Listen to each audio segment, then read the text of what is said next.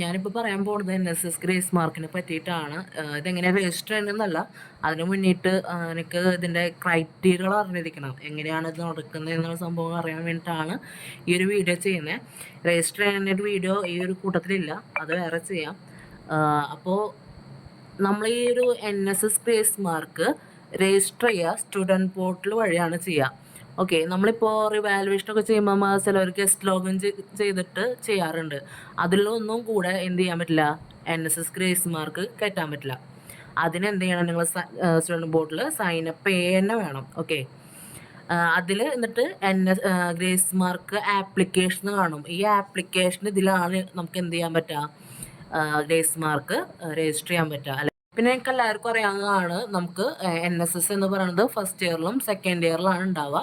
അതായത് 1, 2, 3, 4 സെമ്മുകളിലാണ് നമുക്ക് എന്തുണ്ടാവുക, NSS ഉണ്ടായിരുന്നത്. അപ്പോൾ ഈ 4 സെമിസ്റ്ററിലായിരിക്കും നമുക്ക് എന്തുണ്ടാവുക, NSSൻ്റെ ഗ്രേസ് മാർക്ക് ഉണ്ടാവുക. ഇനി എത്രത്തോളം ഉണ്ട് എന്ന് ചോദിച്ചാൽ 2% 2% എന്ന് പറയുമ്പോൾ നമുക്ക് എക്സ്റ്റേണലുള്ള മാർക്ക്, അതായത് ഇൻറ്റേണലല്ല, നമുക്ക് പരീക്ഷയ്ക്ക് ഉണ്ടാവുന്ന ഇപ്പോൾ ഈ 60 അല്ലെങ്കിൽ 80 അങ്ങനെ അതിൻ്റെ ടോട്ടലിൻ്റെ 2% നമുക്ക് എന്തുണ്ടാവുക, ഗ്രേസ് മാർക്ക് ഉണ്ടാവുക. ഇനി അതൊന്ന് കണക്ക് കൂട്ടാനൊന്നും നിൽക്കണ്ട. നമ്മുടെ ഈ ഒരു ആപ്ലിക്കേഷൻ എടുത്ത് നോക്കുമ്പോൾ first semester, second semester, third semester, fourth semester ഉണ്ടാവും. അതിൽ ഓരോന്ന് ക്ലിക്ക് ചെയ്യുമ്പോഴും അതിൽ എത്ര മാർക്ക് ഉണ്ടാവുമെന്ന് അതിൽ തന്നെ ഡിസ്പ്ലേ ചെയ്തിട്ടുണ്ടാവും. ഇനി അടുത്തൊരു പ്രധാനപ്പെട്ട ഒരു കാര്യമാണ് ഗ്രേഡ് ചേഞ്ച്. അതായത് ഗ്രേഡ് ചേഞ്ച് ചെയ്താൽ മാത്രമേ നമുക്ക് ഗ്രേസ് മാർക്ക് ആഡ് ചെയ്യുന്നതോട് കാര്യമുള്ളൂ.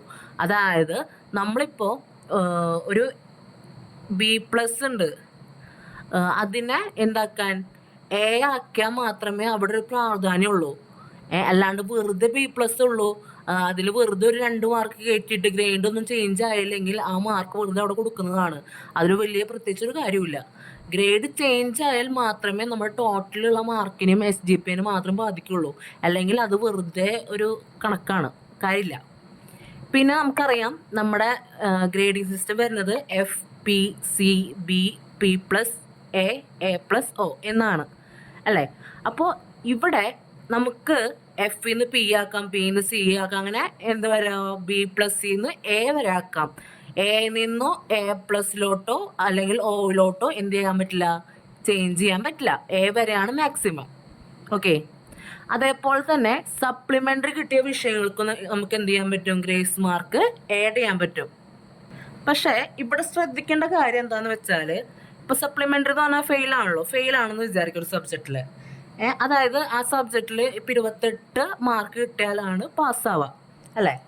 അപ്പോൾ നമ്മൾ എഴുതി മേടിച്ചത് 10 മാർക്കാണെന്ന് വിചാരിക്കുക. അതേപോലെ തന്നെ ഗ്രേസ് മാർക്ക് അവിടെ ഉള്ളത് ഒരു 7 ഗ്രേസ് മാർക്കാണ് അല്ലേ. അതൊക്കെ വിചാരിക്കുക കേട്ടോ. അതായത് ഒരു സബ്ജക്റ്റിൽ ഫെയിലായി, അതേപോലെ തന്നെ 28 മാർക്കാണ് പാസ് മാർക്ക്, നമ്മൾ എഴുതി മേടിച്ചത് 10 മാർക്ക്, നമുക്കുള്ള ഗ്രേസ് മാർക്ക് എന്ന് പറഞ്ഞാൽ 7. അപ്പോൾ ഇതെല്ലാം കൂടി വരുമ്പോൾ നമുക്ക് എത്ര വരുന്നുള്ളൂ, 17 വരുന്നുള്ളൂ, പാസ് മാർക്ക് വരുന്നില്ല. അതായത് ചുരുക്കി പറഞ്ഞാൽ ഗ്രേസ് മാർക്കും കൂട്ടിയിട്ടും പാസ് മാർക്ക് ഉണ്ടെങ്കിൽ മാത്രമേ അവിടെ ഗ്രേസ് മാർക്ക് കൊടുക്കുന്നതിന് കാര്യമുള്ളൂ. അടുത്ത് പറയാനുള്ളത് സപ്ലിമെൻ്ററി ഇമ്പ്രൂവ്മെൻറ്റിനെ പറ്റിയിട്ടാണ്. അതായത് ആദ്യം നമ്മളൊരു സപ്ലിമെൻ്ററി സപ്ലി എന്ന് പറഞ്ഞാൽ നമ്മൾ തോറ്റിട്ട് പിന്നെ എഴുതുന്നതാണല്ലോ. അപ്പോൾ ആദ്യം കുട്ടിക്ക് കിട്ടിയത് ഒരു 25 വിചാരിക്കുക. പിന്നെ വീണ്ടും സപ്ലൈ ചെയ്തിപ്പോൾ ഒരു 40 കിട്ടിയെന്ന് വിചാരിക്കുക. ഓക്കെ, അതേപോലെ ഇമ്പ്രൂവ്മെൻ്റ് കാര്യത്തിലായാലും ഇതേപോലെ തന്നെ ഒരു 28 ഉണ്ടായിരുന്നു, അതൊരു 35 വിചാരിക്കുക.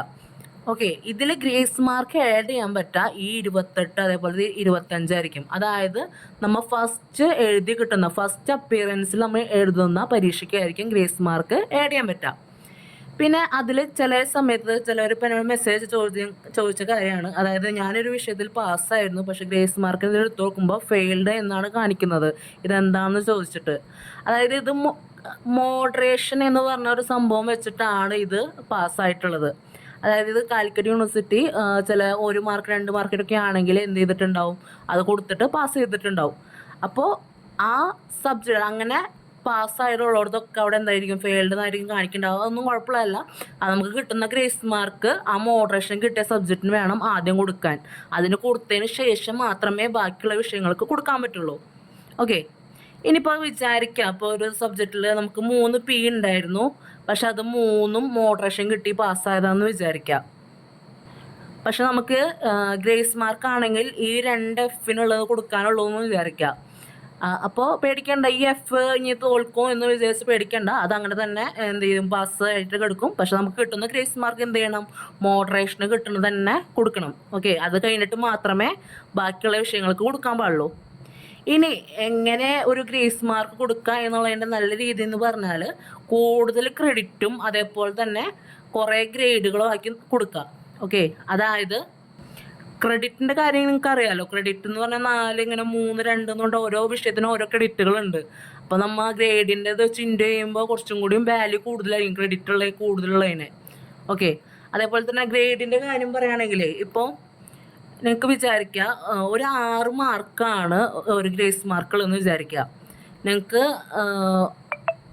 ഒന്നല്ലെങ്കിൽ 4 മാർക്ക് കൊടുത്തിട്ട് ഒരു വിഷയത്തിൽ കൊടുക്കുക, അല്ലെങ്കിൽ 3 മാർക്ക് വെച്ചിട്ട് 2 വിഷയത്തിൽ കൊടുക്കാം. ഓക്കെ, ഇങ്ങനെയാണെന്ന് വിചാരിക്കുക.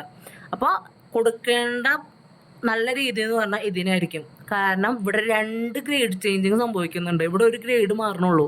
ഇവിടെ 2 ഗ്രേഡ് മാറുമ്പോൾ എന്താണ്, നമ്മുടെ SGPയിൽ കുറച്ചും കൂടി വ്യത്യാസം വരും. അതാണ് ഞാൻ പറഞ്ഞത്, ഇവിടെ ഗ്രേഡ് ചേഞ്ചിന് നല്ല പ്രാധാന്യമുണ്ട്. ഓക്കെ, അതേപോലെ തന്നെ ഞാൻ ഇവിടെ പറയാൻ വിട്ടുപോയൊരു കാര്യമാണ്, 11ാമത്തെ ഒരു കാര്യമാണ്, നമുക്കിപ്പോൾ ഓരോ സെമസ്റ്ററിലും കിട്ടുന്ന മാർക്ക് ആ സെമസ്റ്ററിൽ തന്നെ ഉപയോഗിക്കാൻ പാടുള്ളൂ. ഓക്കെ, അതായത് 1ൽ കിട്ടുന്ന മാർക്ക് 1ൽ തന്നെ ഉപയോഗിക്കുക, 2ൽ കിട്ടുന്ന മാർക്ക് 2ൽ, 3ൽ കിട്ടുന്ന 3, 4ൽ കിട്ടുന്ന അത്.